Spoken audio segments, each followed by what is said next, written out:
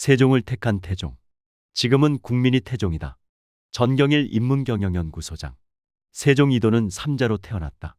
그 때문에 태생적으로 왕위에 오를 가능성이 전혀 없었다. 신생 조선에서 셋째 아들을 국왕으로 세우는 것은 자칫 국제 문제로 비화할 수 있었기 때문이다. 당시의 국제 질서가 그랬다. 중국은 은나라 때부터 종법 질서의 개념을 세웠다. 이 개념에 의하면 국제관계는 엄연히 대국과 소국으로 나뉘며 이 둘의 관계를 사대와 자서로 정리해 중국 중심의 국제 질서를 유지하고자 했다. 동아시아 세계는 어느 국가든 중국의 힘을 부정할 수 없었고 이 같은 중국 특유의 조공과 사대를 매개로 한 외교 형식은 1840년 아편전쟁이 일어나기 전까지 유지된다. 다시 말해 중국을 종주국으로 한 차등적 국제관계는 근 3000년 이상 유지되어 왔다. 중국 내부의 역사도 대국, 차국, 소국은 영토의 규모, 경제력, 인구 등에서 큰 차이가 있었고 국가 성격도 확연히 달랐다. 춘추시대 중기에 들어서면 중원의 열국은 약소국이 되고 변방의 열국이 대국으로 발전하는 양상을 보인다. 이처럼 대외 관계는 엎치락뒤치락하며 종법 질서는 힘의 논리에 따라 끊임없이 변해왔다. 세종이 국왕이 될 무렵 조선은 중국이 리드하는 세계의 종법 질서에서 벗어날 수 없었다. 현실은 불만스럽더라도 인정해야만 한다. 조선에서 마지를 왕으로 세우지 않으면 이는 자칫 종법 질서에서 벗어나는 것으로 읽힐 우려가 있었다. 조선으로서는 당연히 신경 쓰지 않을 수 없는 중대사였다. 삼자인 충령이 아무리 출중해도 왕세자가 될 수 없는 건 명확부동했다. 오죽했으면 부왕인 태종조차 충령에게 너는 할 일이 없으니 딴 생각 말고 평안히 즐기기나 하여라라고 일찌감치 못 박았겠는가? 이때가 충령이 17살 되던 해였다. 이로부터 5년 뒤에도 태종은 장차 장손에게 나라를 전하는 것은 고금의 상전이니 다른 마음이 없으며 여기에 의심이 있다면 청감에 합당하지 않다. 마땅히 의정의 고하라고 말해 양령의 지위를 인정하는 발언을 했다. 하지만 5월 10일부터 이어진 칼날 같은 인사 검증을 거듭한 결과 23일 후인 6월 2일 조종의 의사결정은 완전히 뒤집히고 만다. 이날 왕세자가 양령에게서 충령으로 급히 자리바꿈한 것이다. 이게 끝이 아니다. 불과 69일이 지난 8월 10일 충령은 태종을 이어 조선의 제4대 국왕에 오른다. 그야말로 차기 대권 주자 확정에서 집권에 이르기까지 일사천리로 진행됐다. 대체 조정 내부에서는 무슨 일이 벌어진 것일까? 태종 18년 들어 조선 정부에서는 차기 국왕에 대한 논의가 본격적으로 벌어졌다. 이전까지만 해도 차기 국왕으로 양령을 염두에 둔 태종의 마음엔 변화가 없었다. 그런데 태종뿐만 아니라 당시 조정 신료들에겐 중대 고민이 있었다. 요즘 말로 신생 조선의 지속 가능성을 담보하는 문제였다. 국가가 계속 이어지고 번영하려면 누가 차기 국왕이 되어야 하는가? 후계 문제가 중대하게 논의됐다. 악령은 적장자임이 틀림없으나 신료들은 숙고의 숙고를 거듭한 끝에 중국 주나라의 성군 문왕이 배급고가 마디였음에도 불구하고 둘째 아들 무왕에게 왕위를 물려준 역사적 선례를 찾아냈다. 이를 통해 내외의 반발을 잠재우고 전격적으로 왕세자 교체에 나선다. 불과 한 달 전까지만 해도 양령은 자기가 차기 국왕이 될 줄로 알았는데 여론이 급변했다. 이때 조정 신료들 사이에 부상한 차기 국왕론이 이른바 어진 사람으로 하여금 차기 국왕이 되게 하여야 한다는 태클론이다. 태클론을 등에 업고 세종은 차기 국왕 후보자로 급부상한다. 이는 실은 신료들을 동원해 자신의 의지를 관철하고자 한 정치 팔단 태종의 뜻이었다고 보는 게 맞다. 아무리 양령이 장자일지라도 국가 운영 문제는 전혀 다른 사안 아닌가. 양령이 국왕이 되지 못한 이유는 무엇일까? 태종은 그 이유를 뚜렷이 밝힌다. 적장자이긴 하지만 사람됨이 광포 미혹 음란하고 유생을 멀리하고 학문을 게을리하였다. 또 오락이나 성색에 빠져 어리라는 남의 첩을 궁중에 끌어들이고 군소배들과 사통하여 불의한 짓을 했다. 태종이 양령을 차기 국왕 후보에서 탈락시킨 이유는 오늘날에도 시사하는 바가 크다. 태종이 공인의 조건에 대해 정의하고 있기 때문이다. 태종이 말한 공인의 조건은 다음과 같다. 첫째, 부록해야 한다. 국왕이 될 자가 미치광이처럼 복거나 일삼고 남의 말에 혹하기만 한다면 어찌 중심을 잡고 국가 경영을 해나갈 수 있겠는가? 절대로 혹해서는 안 된다. 둘째, 사친해서는 안 된다.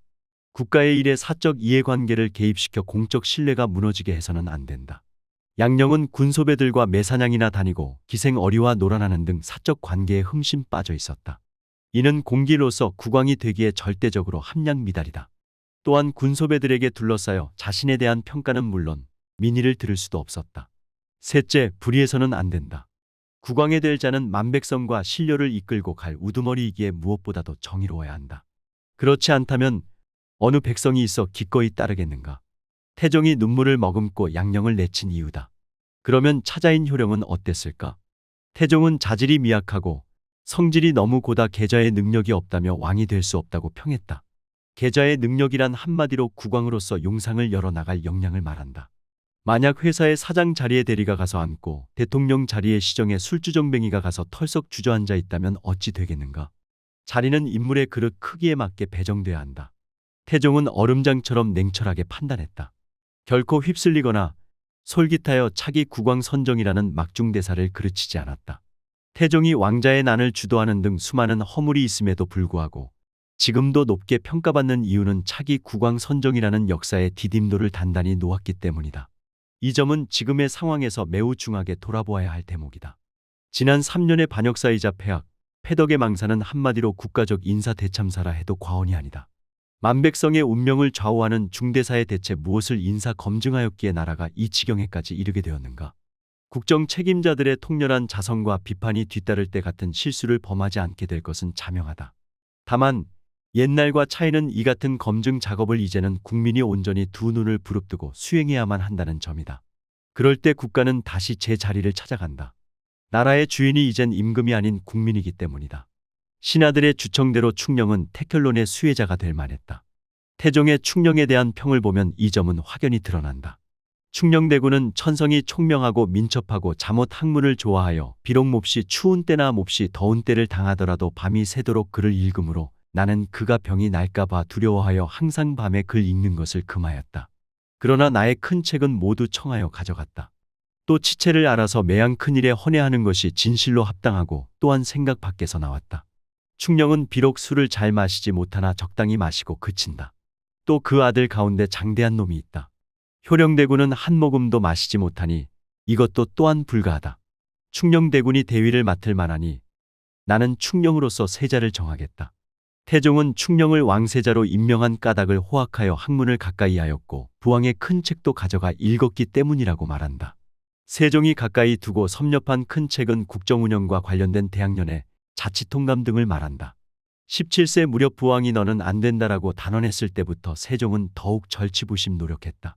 태종의 평가처럼 국가를 다스리는 큰 뼈대인 대체를 꿰뚫어 보았고 생각 밖에서 나왔다고 할 정도로 다른 사람은 생각하지 못하는 참신한 국정운영 아이디어를 제출했다. 여기에 더 얹어 정치 팔단인 태종은 다음 수를 내다보았다.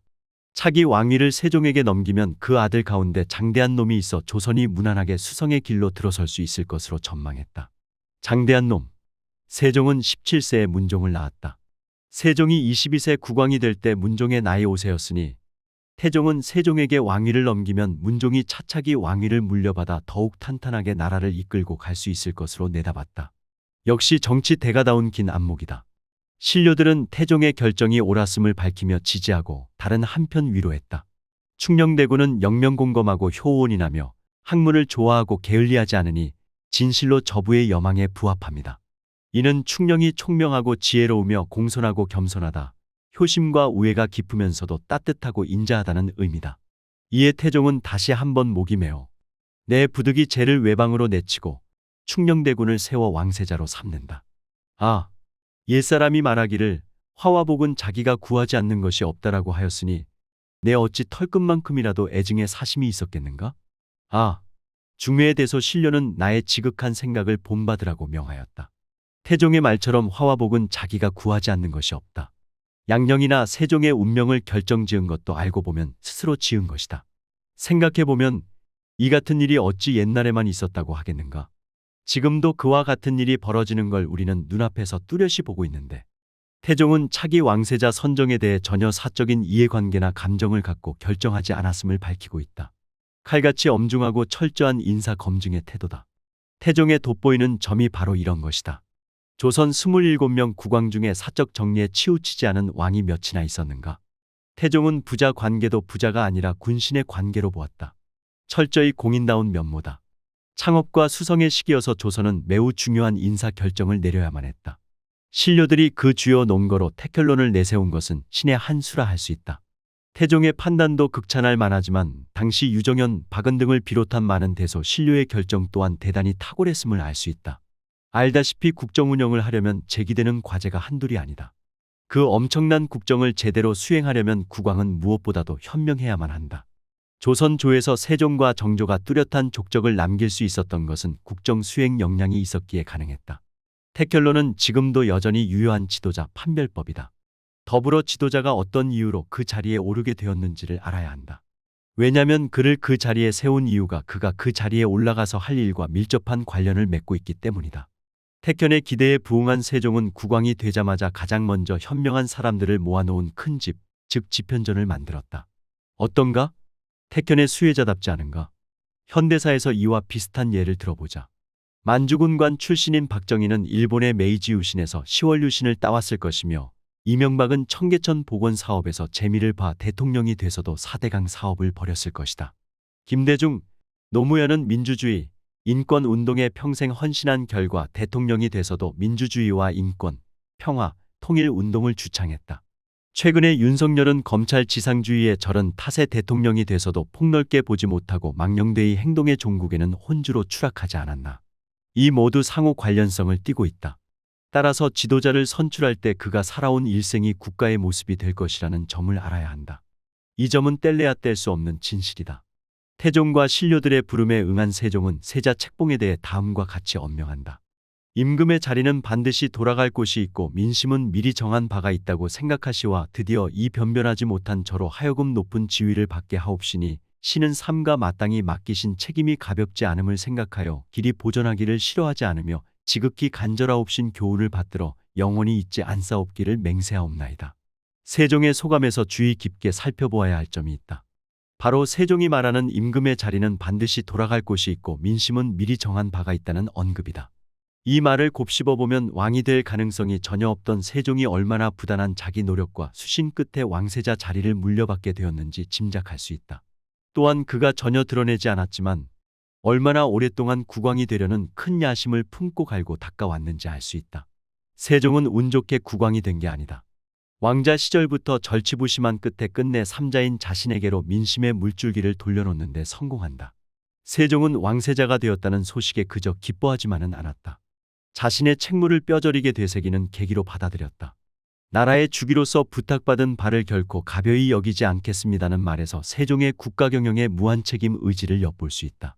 이것이 세종이 재위 32년간 온갖 병마에 시달리면서도 하루에 잠을 겨우 5시간 남짓 자면서 국정에 몰입한 까닭이다. 오늘날 민간이든 국가기관이든 높이 오른 자는 반드시 이를 되새길 필요가 있다. 무엇이 된다는 것은 부탁받은 바를 비경, 즉 결코 가벼이 여기지 않는 것이라는 말이다. 이 얼마나 무거운 소임인가. 하물며 일국의 대통령이 되는 거라면. 지금이 예전과 다른 점은 세종시대에는 태종과 신료들이 옹립했으나 지금은 국민이 선출한다는 점이다. 태종과 그 시기 현명하기 이를 데 없는 신료들같이 높은 해안으로 차기 대통령을 뽑아야 하지 않을까. 우리는 태종 18년 전후의 양녕이 왕세자 자리에서 왜 쫓겨나게 되었는지 살펴보면서 태종이 말하는 공인의 조건을 알아보았다. 또 시대의 부름에 응하는 세종의 자기 선언에서 국가지도자라면 무엇을 해야 하는지도 절절히 살펴보았다. 지난 5월 12일 광화문 청계광장에서 열린 대통령 후보 출정식에서 이재명 후보는 앞으로 만들어갈 대한민국을 언급하면서 한 사람의 지도자에 의해 얼마나 많은 것이 달라지는지 보여드리겠다고 선언했다. 이 후보가 선조와 정조의 국정 운영을 비교한 것처럼 기필코 그가 정조와 같은 시대를 펼치기를 바란다. 나아가 정조 시대보다 더한 광위로 한국사의 찬란한 미래를 약속한 세종 시대와 같은 미래가 펼쳐지지 말라는 법도 없다. 그런 세상이 온다면 이 나라 국민으로서 그보다 더한 기쁨이 어디에 있겠는가. 정치는 초지일관 약속을 증명해내는 것이다. 금석 같은 맹세가 무뎌지지 않도록 하기 위해선 지도자는 늘 역사라는 거울을 들여다보아야 한다. 이것이 역사가 선사하는 강한 내력이다. 무릇 잘된 정치를 하려면 반드시 전대의 칠한의 사적을 보아야 할 것이요. 그 사적을 보려면 오직 역사의 기록을 상고하여야 할 것이다. 이 점은 어디를 보든 역사의 현장이자 기록이 아닌 게 없다.